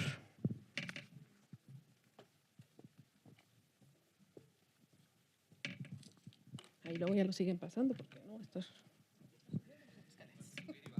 No. Para que la relación cintura-cadera Se acomode. Ya no me preocupa esa parte. No, esa más bien es pierna. Buenos días, doctor. Muchas gracias por su plática. Días. Me vino como anillo al dedo, porque pues, aparte yo soy Julien Potier, me encargo aquí del planetario del Museo de Descubrir de aquí de Aguascalientes. Y aparte de mis funciones aquí en el planetario y la Casa de la Tierra, también doy clase a nivel bachillerato de física y matemáticas. Antes solamente daba física y siempre me quejaba del maestro de matemáticas del semestre anterior, porque me preguntaba por qué no entienden todavía que es una parábola, todavía lo que es una ecuación. Ahora yo soy el de matemáticas del semestre anterior, entonces ya me voy a poder pegar a mí mismo. Exactamente. Pero muchas veces justamente eso me dio bueno, como también soy divulgador de la ciencia, yo me la paso, o sea, veo el libro de matemáticas, está lleno de cosas completamente abstractas, casi, y típicamente también esos mismos ejercicios de la edad de Juan, Pedro y María. Ujú. Y pero efectivamente yo, ven, como sé que les voy a aburrir el año siguiente con los mismos temas de matemáticas, ya me adelanto. Y cuando vemos una parábola, pues todos las ven, ¿no? Pues, ok. Pero les digo, esa es exactamente la trayectoria de algo que lanzas en cualquier dirección hacia arriba, ¿no? Entonces me adelanto un poquito. Yo veo que, o sea, a final de cuentas, en lo que más van a aplicar esas matemáticas en el futuro muy cercano que tienen en el bachillerato es en física. Y no entiendo por qué todavía no buscamos la manera de meter en el mismo salón dos grupos con el maestro de matemáticas y el de física juntos, Claro. para que vean justamente en qué se puedan, pues que trabajen en equipo, porque muchas veces los maestros también están bien separados, Ujú. y aparte que ya le puedan dar esa dimensión práctica. Miren, esa es la herramienta de matemáticas y es importante que la entiendan, pero también tiene sus aplicaciones en eso y aquello, que es lo que van a aprender de cualquier forma aquí. Entonces, está desgraciadamente el sistema siempre tan delimitado y estructurado, etcétera, que perdemos un poquito la noción del conjunto. Y es lo que, a final de cuentas, en base a lo que usted nos explicó el día de hoy, pues identifique también en mis necesidades diarias como docente en bachillerato. Claro. Muchas gracias. No, gracias a usted. De hecho, ese es un fenómeno ahora que estoy trabajando mucho más de cerca con la subsecretaría, con la gente de educación media superior, como asesor y soy parte de los que están haciendo propuestas y esto. Eh, hay, por un lado, ¿usted es francés? El sistema mexicano es un sistema como el suyo, muy centralizado. Y eso impide mucha gestión y autonomía de gestión en las regiones. Eh, y, y explica lo que dijo. Es decir, ese solo hecho explica. Sin embargo, es un sinsentido, ¿no? Es decir, el mismo profesor da ambas, pero debe estar en academias a veces distintas y debe rendir prácticas distintas. O sea, lo dijo bien. Ahora, yo creo que un lugar donde eso se rompe es justo aquí. Es decir, un lugar donde esa barrera se rompe es así. El programa de Niños Talento en la Ciudad de México, lo que hicimos fue sacarlo del aula. Cuando esto fue directamente con el licenciado Ebrard, cuando él proponía un programa para atender al joven talento, la primera idea fue llevarlo a la escuela. Y cuando lo pensamos bien, dijimos, en verdad, no va a poder vivir en la escuela. Y lo que hicimos fue mejor pensar en horarios externos, pues en las tardes, por ejemplo, en los centros DIF, en donde la mamá lleva, fundamentalmente es la mamá, lleva al niño y el niño experimenta, juega con limones, con materiales, con mezclas, con ciencias, y descubre que le gusta esa forma de entender más que la de la escuela. Y tengo la esperanza yo que después de ya 8 años, cada año 150,000 niños se van a notar muy pronto. Tengo esa esperanza. Y sé que Aguascalientes algo hizo porque también sus indicadores son buenos. Bueno, gracias. Bueno, yo soy Miguel Abelix, vengo del Planetario Universum, que pertenece a la UNAM. También soy estudiante de la Facultad de Ciencias actualmente. Y bueno, quería agradecer primero, cada palabra que dijiste fue muy valiosa, lo digo como productor para Planetarios, estoy intentando hacerlo y me surgen estas dudas, ¿no? ¿Cómo Gracias, diferenciar Miguel. una buena producción de una mala producción? Entonces, todo lo que acabas de decir prácticamente fue un manual de cómo hacer una buena producción. Wow. Por ejemplo, cómo explicar estos conceptos de manera que el espectador los construya de manera metafórica. Prácticamente todo lo que dijiste, no lo voy a Claro, repetir. claro. Pero digamos que una experiencia que yo he tenido en el planetario, tenemos una pequeña proyección de Curiosity, un robot, Uh-huh. y algo que que sí es muy importante es conocer al público. Lo que cuando mencionabas las dos gráficas de PISA, que estaban diferenciadas de Chile con respecto a México y en el propio México, ¿no? No es lo mismo explicar el mismo video Claro, en Oaxaca que claro. aquí en la ciudad. Claro. Entonces, digamos que uno de los factores muy principales que se tienen cuando se enseñan estos conceptos es el tiempo, como tú lo mencionabas. No hay tiempo suficiente para poder explicar estos conceptos de esa manera. Claro. Por eso, digamos que en el planetario yo a veces explico cómo es que Curiosity, este robot que se encuentra en Marte, su inteligencia artificial, la que lleva, es la base para los automóviles autónomos. Ya no se necesitan taxistas. Claro. Entonces, eso es algo, una parte en la que trato de implementar cómo la ciencia impacta en la sociedad. Es como hacerle ver a la sociedad que es importante la ciencia. Claro. Y eso sobre todo lo hago cuando el público no son jóvenes, son adultos, sino para que respeten cómo es que la ciencia provoca un cambio en nuestra sociedad.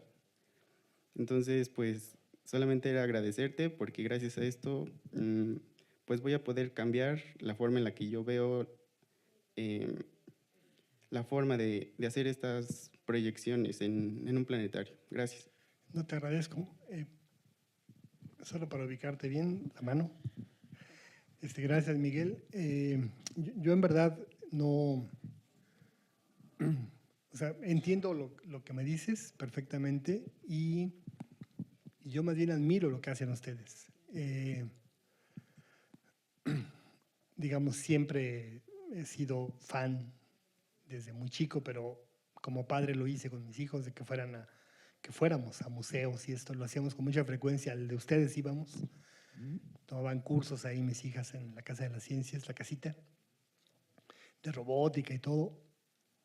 Y todas ellas, una es socióloga, otra es médica, especialista en riñón, hoy me cuida, y otra es matemática. Todas ellas tienen una mirada de la ciencia que yo creo que construyeron esencialmente pues lo que uno hacía con ellos, pero ustedes. Una idea de la ciencia de que es parte del conocimiento, igual que la cocina. Es decir, ahora, no sabría yo cuáles son esas guías, pero lo que sí sé como investigador es que lo que produce el cambio en la manera de entender del otro son cosas como las que describí. La pregunta fundamental es ¿qué produce el cambio? No basta ver para entender. Entonces, ¿qué produce el cambio? Es la pregunta. Y eso, nosotros en 30 años, lo que hicimos fue documentar experimentalmente qué producía el cambio. Al final de cuentas, lo que sabemos son cosas como estas. El conocimiento se construye así, se dialoga, hay debate, empieza por las manos y somos conscientes que hay nociones que no entran en ese juego. Son como nociones sobre nociones. Un ejemplo son los números primos. Es un ejemplo. Los números primos como tal, pues no los vas a encontrar en acciones.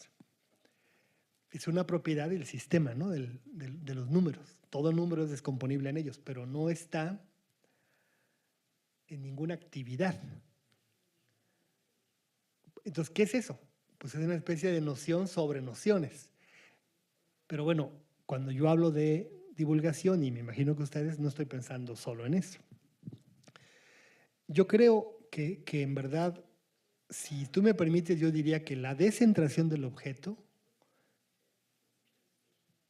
la noción de descentración es una idea que nace en Piaget, es una idea psicológica que nosotros hemos llevado al ámbito educativo. Es decir, la descentración del objeto es fundamental para el entendimiento. Ese es un ejemplo. Entonces, cuando yo hago divulgación o socialización, tengo que preguntarme cómo descentro el objeto. O sea, si van a ver algo, yo no quiero que vean la parábola, sino que quiero que vean algo sobre la parábola. O sea, la parábola debe ser una construcción de ellos después de. Pero no será una guía. O sea, es lo que quiero decir. Gracias. Sí, Eduardo Hernández, Planetario de Torreón. Hola, Eduardo. Felicitarte, es una plática muy interesante. En divulgación estamos acostumbrados a presentar un concepto y luego explicar para qué sirve. Y eso es algo que muchas veces sobre todo a los adolescentes o a los jóvenes, no les agrada mucho que les digan para qué sirven las cosas. Claro. Esta idea de construcción es buenísima. Mi pregunta es muy sencilla. ¿Existe algún programa de capacitación que los planetarios o museos de ciencia podamos solicitar para públicos segmentados, digamos, educación básica, hablando de primero o segundo grado de primaria? Si existe una bibliografía que nos pudieras recomendar, nos pudieras compartir. Y para nosotros sería muy, muy interesante, por ejemplo, en el Planetario de Torreón vamos a abrir en febrero un área de matemáticas. Mira. ¿Cómo nos capacitamos? Porque mucha de la enseñanza que nosotros hacemos, conocemos el concepto, pero a lo mejor la metodología no la conocemos al 100%. Muchas gracias, Eduardo, y muy pertinente la pregunta. Sí hay revistas, de hecho, una cosa muy buena es la revista latinoamericana de investigación en matemática educativa, es la única revista ISI mexicana, de hecho es la que tiene el ranking más alto, es latinoamericana y nace con nuestra concepción. Y es libre, es open access, o sea, lo fue siempre, no solo porque las políticas hoy lo digan, lo fue siempre. Y es una forma. Y la otra es, si Investab es una institución, y me imagino que igual que todas las demás públicas, muy generosa. Es decir, basta un contacto, que hagamos contacto y se organiza algún seminario o algo específicamente para compartir lo que sabe uno, lo que sabe el otro. Y podríamos hacer algún seminario en el sentido que dices, Eduardo, por ejemplo, qué caracteriza el tipo de desarrollo conceptual de un joven a esa edad, que es distinto al solo hecho de centrarse en el objeto. Es decir, o sea, ¿de qué manera un joven a los 12 años puede acceder a una información y de qué manera alguien a los 8 años o a los 18 años puede acceder a la misma información? Esas diferencias sí las conocemos. Y yo creo que sería muy valioso para ustedes conocerlas. Como tal, no están publicadas, pero sí hay fuentes para leerlas. Entonces sí podríamos, si tú quieres, o si ustedes quieren, a través incluso del CONACYT, hacer un taller de otro tipo, ¿no? Sí podríamos, con mucho gusto. Ay, perdón, Julio, estoy... Te paso el micro.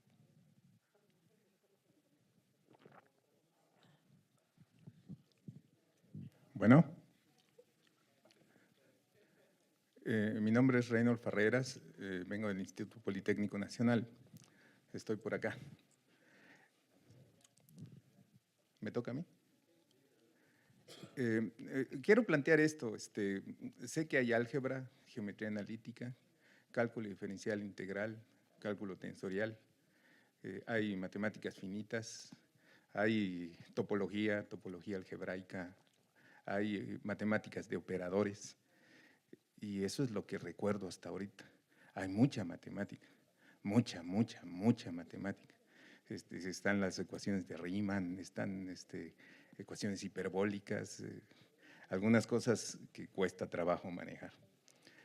Sin embargo, aparte de estar en el CEDICIT del Politécnico, yo también doy clase y le doy clase a muchachos que son fundamentalmente analfabetas matemáticos. Y lo digo con afán de plantear el problema. ¿Esto qué quiere decir? Que son muchachos que están estudiando ingeniería y las herramientas matemáticas que realmente pueden manejar son sumar, restar, multiplicar, dividir. Y saben más o menos qué es un logaritmo, y saben razones y proporciones.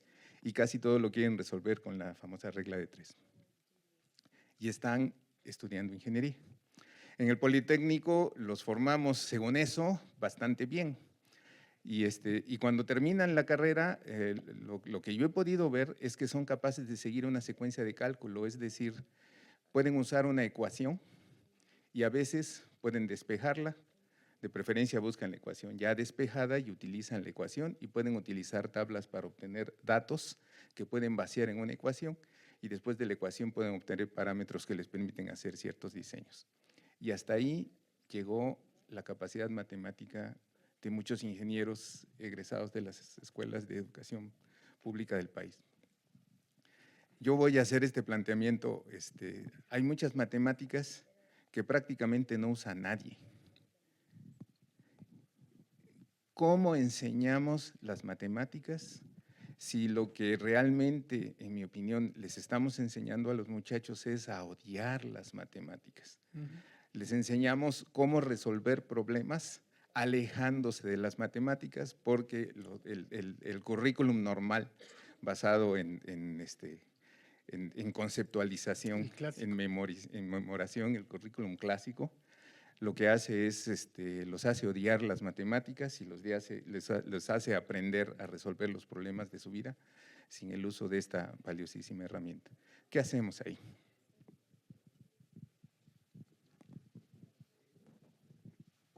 Sí, de hecho, no solo pasa con matemáticas. No todo el saber humano se enseña. De hecho, estrictamente hablando, la matemática no nació para ser enseñada. Igual que la física o la biología o cualquier cosa, nació para otras cosas. Y sin embargo se enseña. Y el error grande ha sido creer que se pueden enseñar reproduciéndolas. Y esto es algo que ya la comunidad internacional ha ido descubriendo que fue o es un error.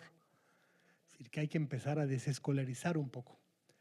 Y hay que de hecho, en el preescolar es completamente permitido que el joven, el niño explore, juegue, su cuerpo es parte, pero por alguna razón hay un cierto sentido de que la maduración es el abandono de la infancia y entonces el adulto ya no juega.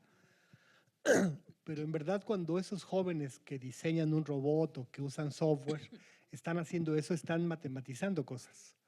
A lo mejor no lo escriben como dice el libro, pero solo describir el movimiento de mi brazo exige sistemas de representación matemática muy, muy complejos. Y yo puedo hacer un robot que haga esto. O los jóvenes lo hacen. Las competencias de robot donde el pony gana una y la que sigue y todas,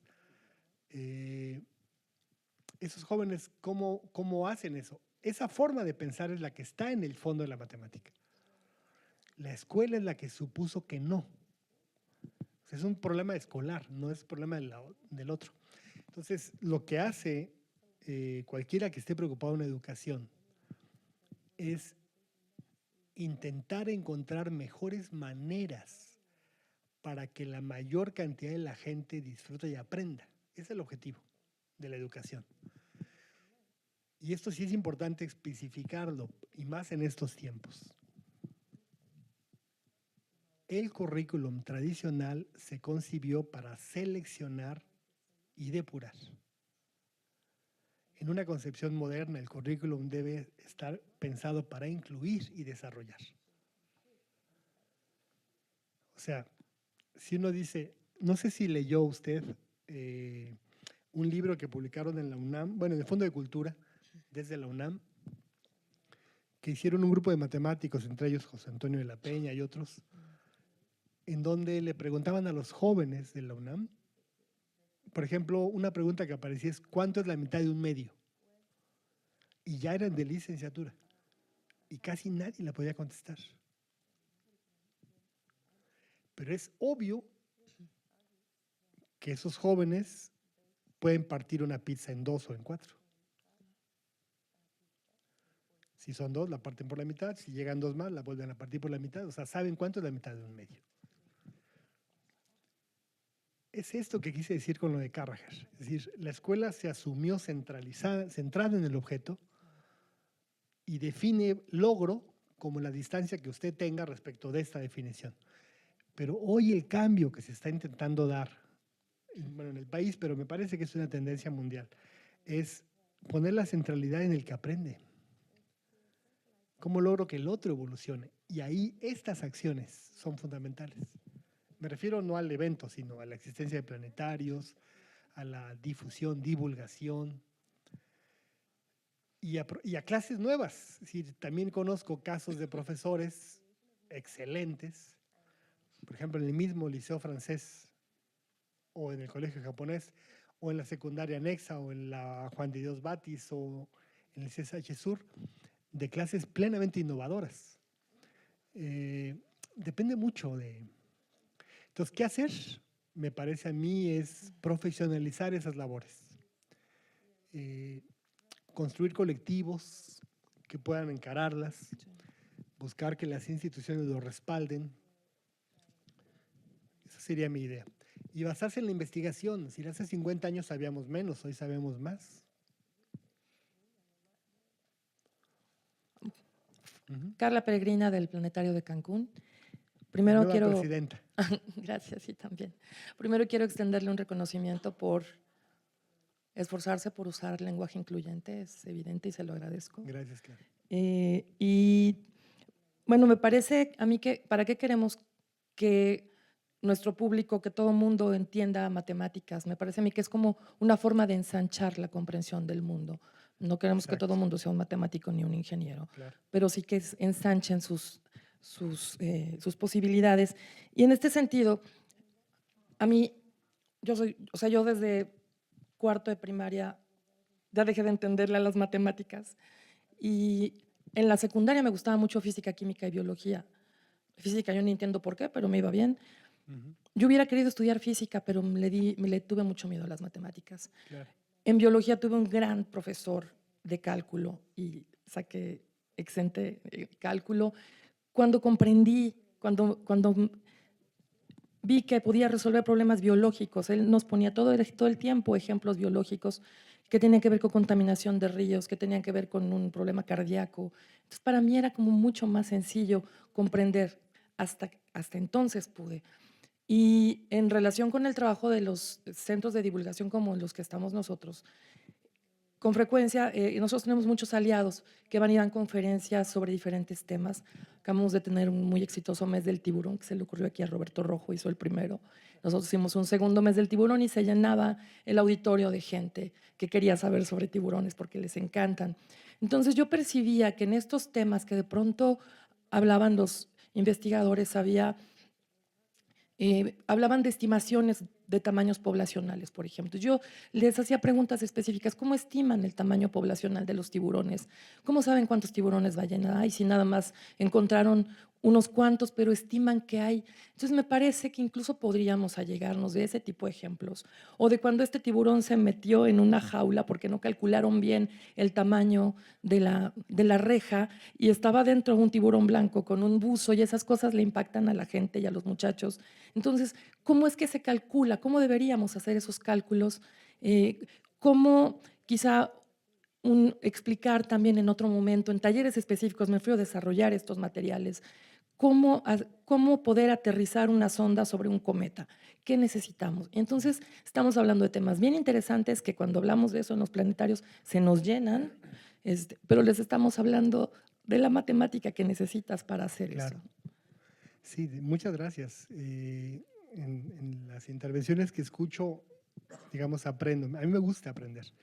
Y lo que ha dicho es fabuloso. Es decir, un tema de atracción, un primer tema de atracción, por ejemplo, el tema de, qué bonita idea esta de los tiburones, puede dar pie, ya estaba de inmediato pensando en proporcionalidad, en regularidad, en cosas que están ahí. Y yo no había pensado en ese ejemplo. De qué tamaño hacer, ¿no? La jaula para. ¿Cómo puedo estimar? Por ejemplo, en la escuela, insisto, bueno, en la matemática, ese tipo de objetos en probabilidad estadística se definen como objetos formales, pero en verdad son más bien funcionales. Entonces yo diría, la parte verdaderamente importante es encontrar cuál es el papel de uso del conocimiento. o el valor de uso del conocimiento, así como en la economía. ¿Cuál es el valor de uso del conocimiento? Si uno descubre eso, me parece que con una buena idea, la atracción es inmediata y viene ahí una etapa de aprendizaje. Ahora, no va a bastar ese contacto. La educación o la enseñanza va a requerir repeticiones. Es la diferencia fundamental entre educar y divulgar, es la repetición. Porque los vas a llevar repitiendo por etapas, estadios, porque quieres fortalecer algo, ¿no? Pero me encanta la idea.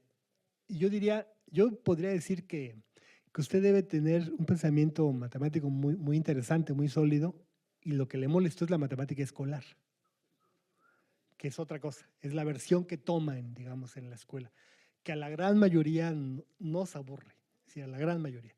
Unos porque les es muy fácil, otros porque no la entienden, pero a la gran mayoría les aburre. A la gente más creativa en general les incomoda. Pero si les planteas un reto, todos, aún el que va peor en la clase, se suma y logra un progreso. Y por eso estamos mejorando en los resultados nacionales y no habría otra manera de lograrlo. Muchas gracias, doctor. Pasamos a la última pregunta. Posterior a esta participación y agradecerle al doctor Cantoral su intervención, vamos a tener un aviso acerca de la siguiente conferencia. Permítanme. Muchas gracias, doctor. Hernán Herrera, de Quintana Roo.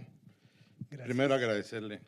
Ha sido bastante claro y sencilla la exposición. Y yo nada más quisiera comentar, nosotros empezamos la experiencia de realizar divulgación en Quintana Roo hace 5 años con los planetarios. Fue un proceso complicado, que un político se anime a invertir en ese rubro no es fácil. Claro. No es algo que se vea de inmediato. Lo segundo es que bregas contra una política pues diferente. Las escuelas públicas a veces no tienen la misma posibilidad de enviar a sus chicos a un planetario por costos, por transporte, por muchas cosas más. Tercera, nosotros en los planetarios, pues por mucho esfuerzo que hagas, tienes ocasionalmente a los pequeños, a los estudiantes, y solo puedes sembrar un momento, tenerlos un momento. Y lo que sí hemos visto que se puede hacer es mucha vinculación con quien tiene voluntad e intenciones. Y hoy que lo escuchaba, creo que es importante, no solo por la enseñanza de la matemática, no solo por toda esa problemática que usted mencionó, sino porque nuestros chicos a nivel educativo también tienen muchos problemas, desde la lectura y comprensión hasta muchas cosas más, precisamente por esa educación escolarizada. Y creo que los planetarios pueden ser un espacio pues para lúdico, más interactivo. Aquí el asunto sería cómo implementarlo o cómo convertirlo en una parte de la política pública donde obligue a las instituciones, junto con cada centro de divulgación, a implementar programas coordinados, más sistematizados.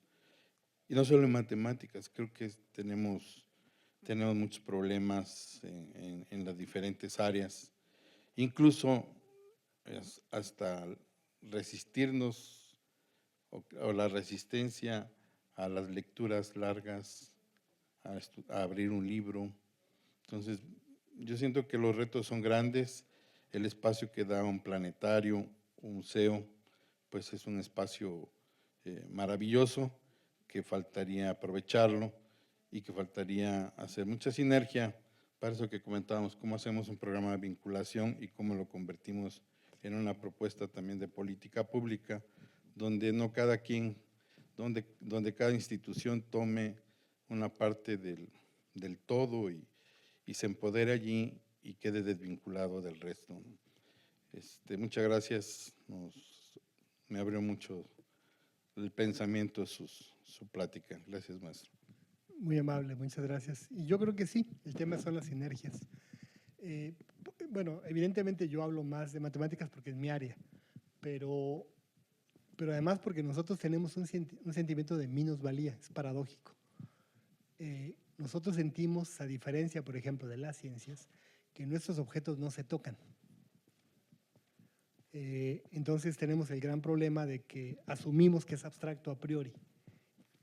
Y sí, formalmente lo es, pero el aprendizaje exige de la interacción. Bueno, entonces siempre decimos, bueno, es que una parábola no es lo que ves, una recta no es lo que estás viendo, una pendiente no es. Es decir, siempre decimos no es. Entonces, ¿qué es? Pues es lo que puedes abstraer cuando lo ves. Es decir, es esencialmente algo abstracto. Y por esa razón es que nace en Simvestav la preocupación hace 40 y tantos años de pensar el problema de la matemática. Es decir, matemáticas, el Departamento de Matemáticas del Simvestav se plantea la pregunta esta: ¿qué significaría entender matemáticas? Porque asumíamos que era un reto. Y muy pronto nos dimos cuenta que era imposible entenderlo sin las ciencias, sin la vida real, y yo creo que los planetarios hoy, según entiendo, hasta donde lo poco que yo pueda conocer, están haciendo un cambio interesante, ya no solo ser la entrada, digamos, a la astronomía, lo cual es fundamental, sino hacerlos mucho más que eso. Espacios donde la ciencia es objeto, donde la cultura es objeto, porque al final el tema de comunicación, por eso el nombre me encanta, de comunicación pública de la ciencia es el que nos interesa a todas y a todos. Es decir, si lo logramos, podemos hacer sinergias sin duda alguna.